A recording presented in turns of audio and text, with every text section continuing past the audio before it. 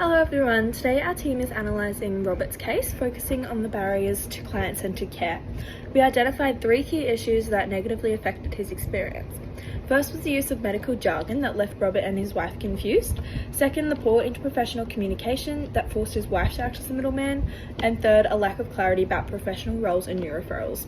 We'll now explain each of these issues and suggest strategies to improve his care. The first barrier to client-centred care was patient education. Robert and his wife typically struggled to understand information given by healthcare professionals as they used complex terminology without seeking clarification and jargon. Instead of supporting Robert's learning, this created frustration, which ultimately meant he was unable to self-manage his health. To improve patient education, professionals should use plain language and avoid unnecessary technical terms. At the end of each session, they should check Robert's understanding, encourage him to ask questions, and provide written or visual summaries. This would give Robert and his wife confidence and help them make informed decisions. The second barrier was poor communication within the interprofessional team. Robert's wife had to constantly relay information between healthcare professionals, which was stressful for her and meant that Robert's care depended on her ability to remember and explain details. The strategy here is to hold regular multidisciplinary meetings and maintain a shared progress record. If professionals documented updates clearly and communicated with each other, Robert and his wife would no longer have to act as a messenger, and care would be more consistent and efficient.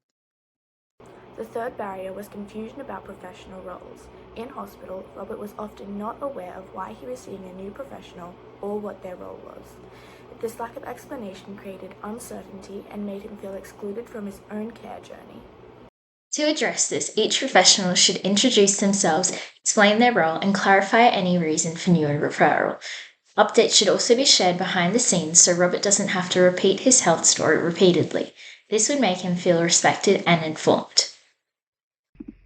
In conclusion, the 3 main issues were confusing jargon, poor team communication, and unclear professional roles.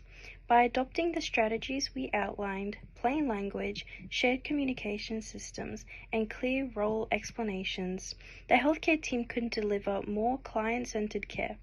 These changes would reduce stress for Robert and his wife and ensure better health outcomes. Thank you.